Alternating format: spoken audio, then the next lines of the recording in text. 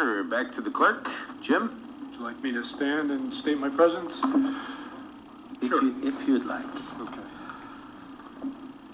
Thank you.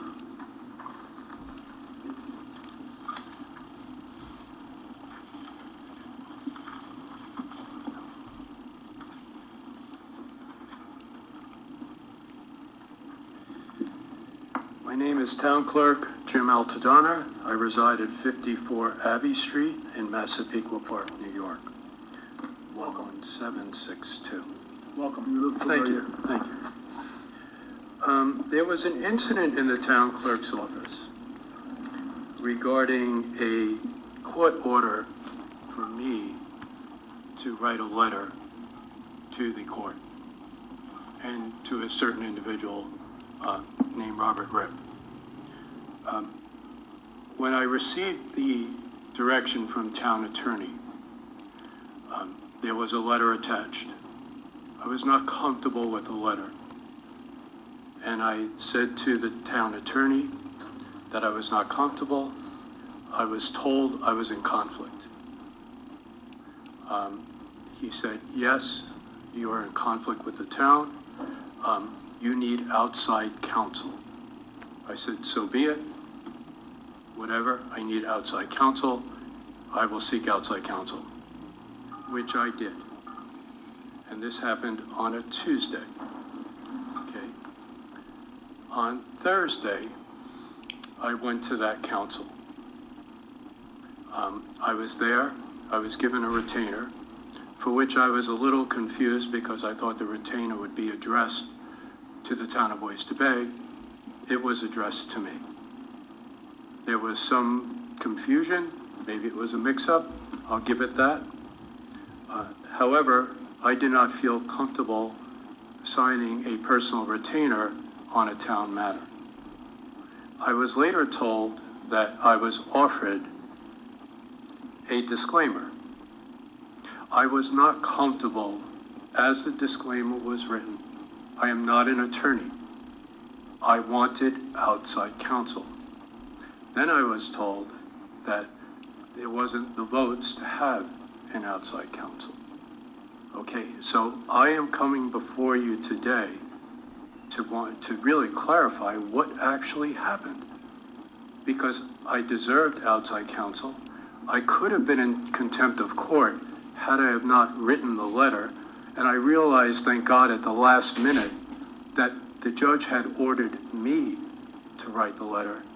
So I did as best as I could as a layman to put in what I felt comfortable writing.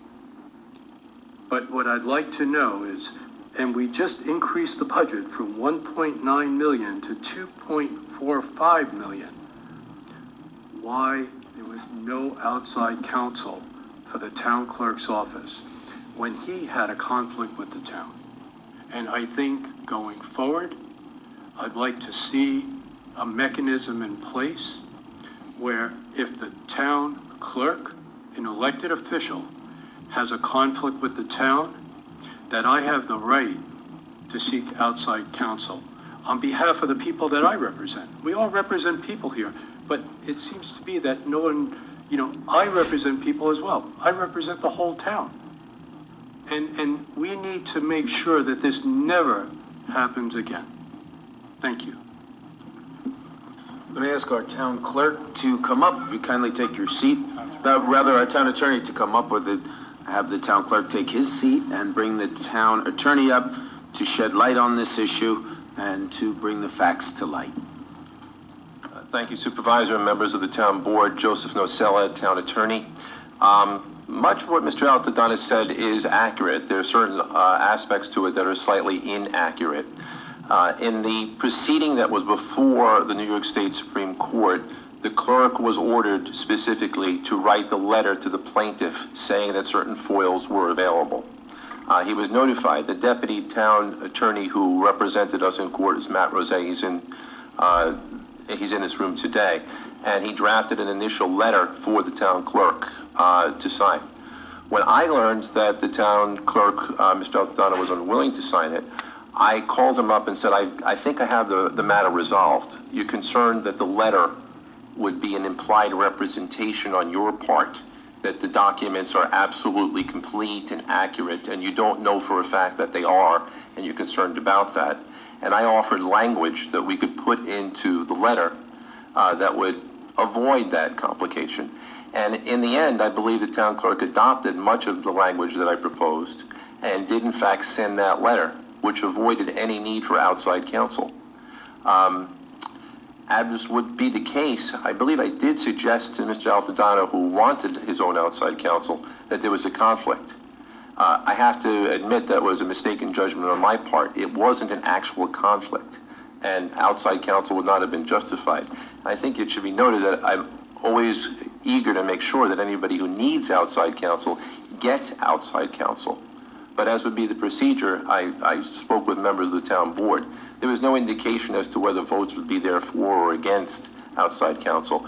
But if I still believe that there was a conflict, because what ultimately happened here is I realized this was a matter that could be resolved.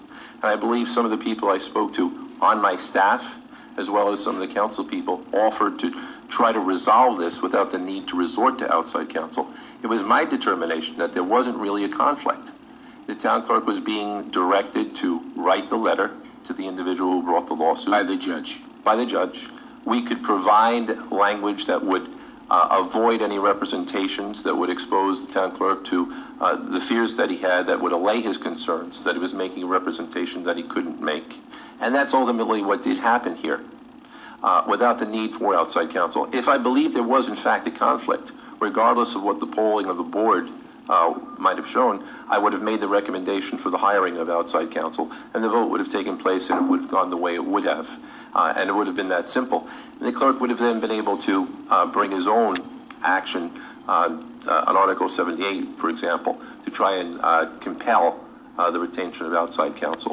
But that's not what happened. We were able to work together, and by working together, we avoided the need for outside counsel at all. The expenditures of money for outside counsel can only be justified when there is an actual conflict, so that the town attorney's office can't represent an elected official or an employee for that matter. And once again, I've always been eager to make sure that everybody was properly represented. I didn't want the conflict for the town attorney's office. I didn't want it for the elected official. And when I first spoke to Mr. Altadonna, I was the one who told him, I believe you have a conflict. By the time I had consulted with all my staff and with others, I realized it's not actually a conflict. It's not actually a conflict. It's something that we can resolve, and we did resolve. And I'm proud of the fact that we were able to resolve that, and that avoided the necessity of spending tax dollars.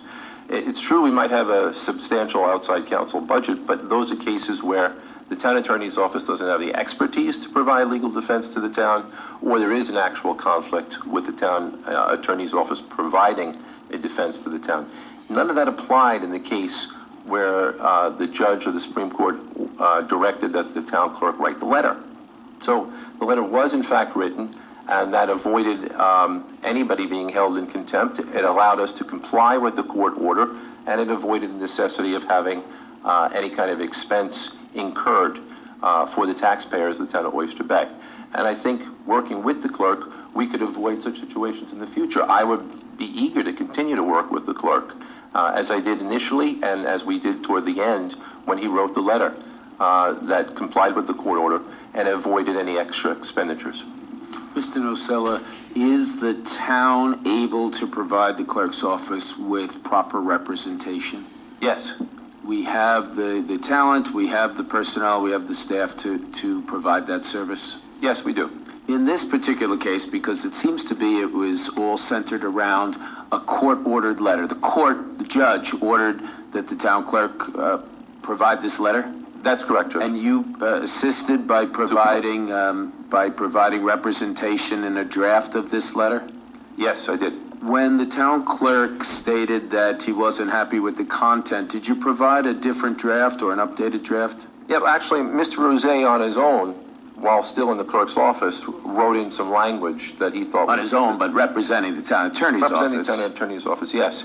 And that handwritten language still didn't satisfy Mr. Altadonna, but when Mr. Rose brought it to my attention, I then called Mr. Altadonna and I offered him more comprehensive language, namely that his office was not making any representation as to the completeness or accuracy of the foils that were being responded to. They were simply providing the foils and asking that a date be scheduled for the inspection. At that point, Mr. Altadonna still didn't want to sign the letter.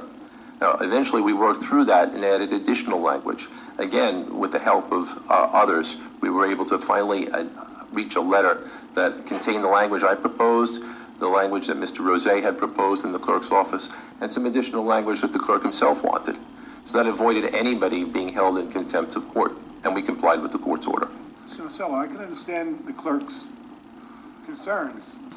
You know, after what we went through in this town in the last few years, and I don't blame him for having the desire to have an outside counsel, the ability to have outside counsel.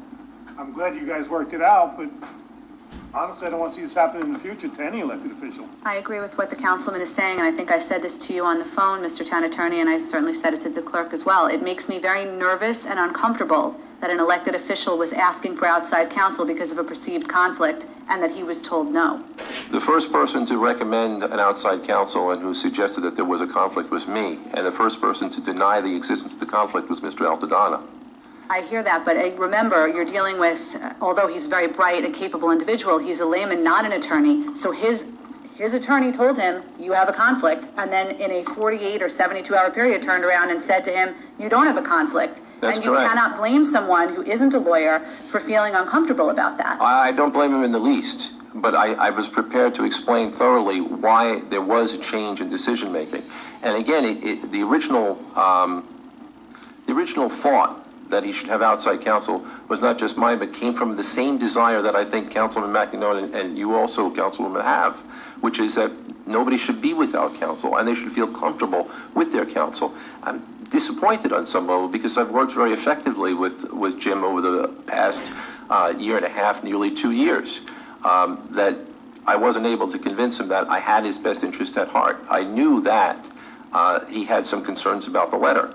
But I also believed, and I think you recognize this as well, that the language that we were proposing would have alleviated whatever concerns he had, and he was going to have to comply with the court order one way or the other. The last thing in the world I wanted to do was avoid having the town held in contempt, only to see our town clerk held in contempt. I know he didn't want that either. I was working very hard and putting a great deal of hours working on trying to resolve the situation, as I believe Jim did too. And we were in fact able to resolve it. But for there to be outside counsel, there has to be a conflict. Just so we understand, this was all about a letter mandated by the judge that had to be written and had to be signed by Mr. Altadonna. You worked with him for multiple hours and provided multiple drafts? Yes, that would be fair. And then eventually it was resolved because he was satisfied with the final draft and he did in fact sign it? Well, the final draft he wrote himself, incorporating language that had been proposed by Mr. Rose, incorporating language that had been proposed by me, and I think adding additional language that he felt was important himself, which we have no problem with. So you're stating to the town board that he did indeed receive counsel in assistance in writing this letter? Yes, counsel. Because there was the providing of language that needed to be included in the letter. That's right. And that he was happy with the final draft because he did in fact sign it. Well, yes, he signed the draft that ultimately he wrote that incorporated both the language I suggested and the language that Mr. Rose suggested. And does this ultimate draft that was turned into the court, did that satisfy the court's requirements? Well, it was directed to be written to the plaintiff who had made the FOIL requests. Did that draft put Mr. Altadonna in any jeopardy? No, I don't believe it did. So in terms of the fear that was described earlier, it's baseless because he's not in jeopardy. I would say that there is no jeopardy based upon my reading of the letter that Mr. Altadonna wrote. It covers any concerns that he raised with me. They are appropriately alleviated by the language which he employed. Not now, but not before he wrote the letter. He was in jeopardy because he had an attorney telling him that he could be held in contempt if he didn't write the letter. Well, if he didn't write the letter, He didn't write the letter, but that's not what the question is. I want to add that I don't believe the language was necessary, even from the beginning, and neither did Mr. Rose. But when we heard the clerk's concern, the language, your FOILs are prepared, you may come in and schedule an appointment to review them, does not contain a representation that the documents are complete, they're all accurate, and that nothing has been left out. But that was the concern Mr. Altadonna had, that it was implied in his representation. Now, the way in which it transpired in court, Mr. Rose stood up and said to Judge Brown that the plaintiff had been told repeatedly he could come in at any time, schedule an appointment, and review the documents. It was Mr. Ripp who said that's not sufficient. It has to come from the town clerk. The town clerk is the only person who can tell me that I can come in and view the documents. It was a rather odd position for Mr. Ripp to be taking because Mr. Rose stood in position as the legal representative of the town clerk, a point noted by Judge Brown. I believe Judge Brown simply wanted to get the matter over with. And here on page 9 of the transcript from October 4th, 2018, Judge Brown stated, okay, Mr. Rose, will you please direct your client, the town clerk, Mr. Rose, yes, the court, to provide a letter, Mr. Rose, yes, the court, with respect to each one of the requests, the FOIL requests, when they will be available pursuant to the Open Public Meetings Law and all the other FOIL requests. And this way, then it will be in your court, Mr. Ripp, to call them up and make an appointment.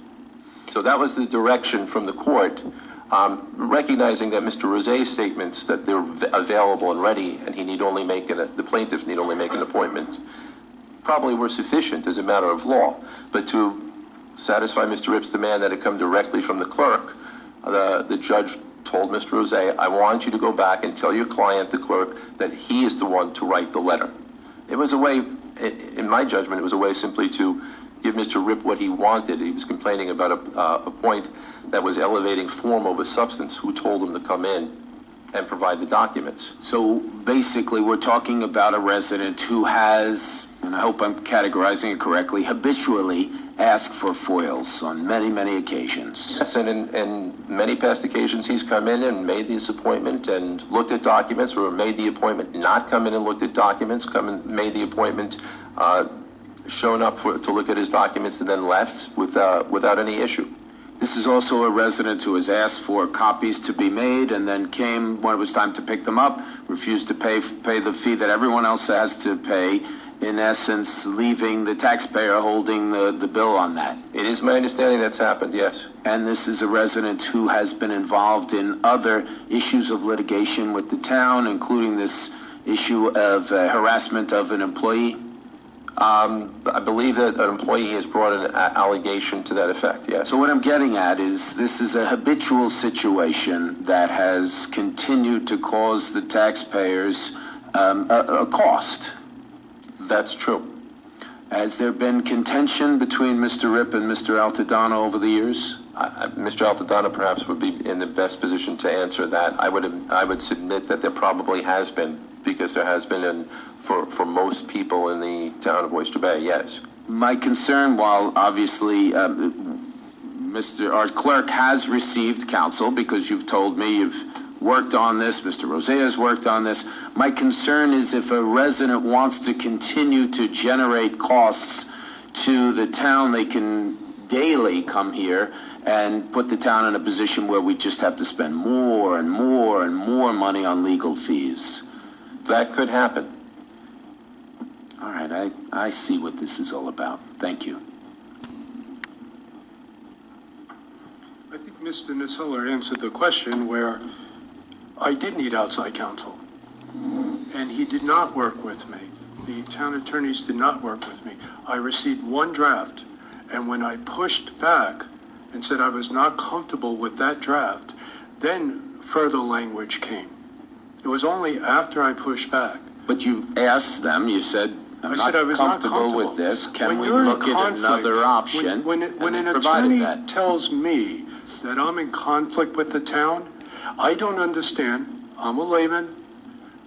I don't understand when you're in conflict with the town, and then all of a sudden a switch gets flipped, and then you're not in conflict with the town, and I haven't had the opportunity to talk to an outside attorney to tell me that I'm not in conflict with the town. I think that procedure is wrong.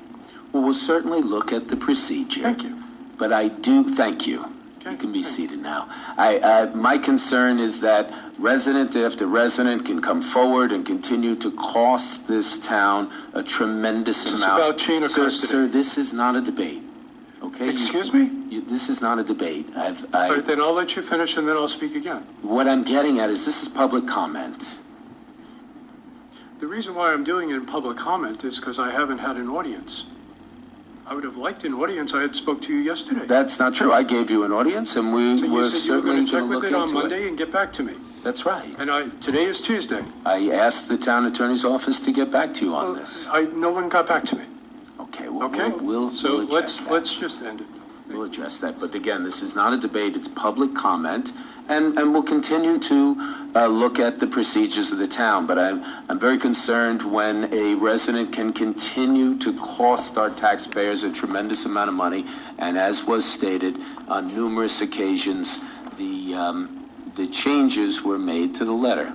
Sir, this is not a. Because this is not a resident issue. Jim. This is not a resident issue, sir. Understand. No, this is about what's right and wrong. I understand, This is about a Jim. chain of custody. This is not, this could be any resident Jim, that I this is- still would not have felt comfortable with I get without chain of custody. So it has nothing to do with the resident that is here before us. It has to do with the chain of custody. And it has to do with the comfortability of a town clerk being able to put a letter together that he feels comfortable with. And you, Okay? and the town attorney Let me tell told you, the town you. attorney past practices, okay?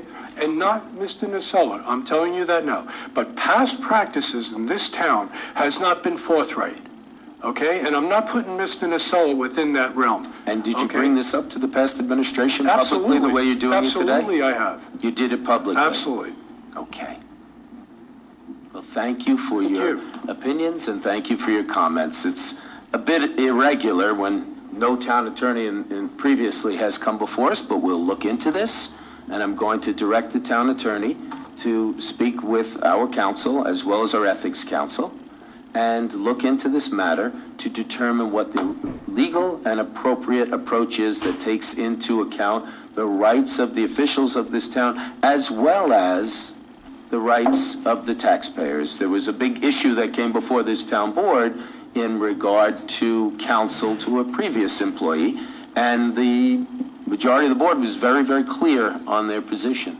Absolutely, that'll be done, Supervisor. I just want to say, again, it pains me that there's tension between Mr. Altadonna and me on this subject. And to the extent that I may have misspoken or was mistaken the first time I spoke to him, I think that doesn't eviscerate even in his own mind that I acted in good faith and was trying very hard to resolve the problem with him. And I would like to sit down with him. Today is not a possibility, but at his convenience and my convenience, sit down and see if we can't hammer out both practices and procedures with FOIL, since they often fall on your shoulders, Jim, with assistance from us. If there's a way that we can do that, that will satisfy you. There are a number of solutions that we should examine very carefully that I think could solve this entire issue. Thank you very, very much. Our next speaker is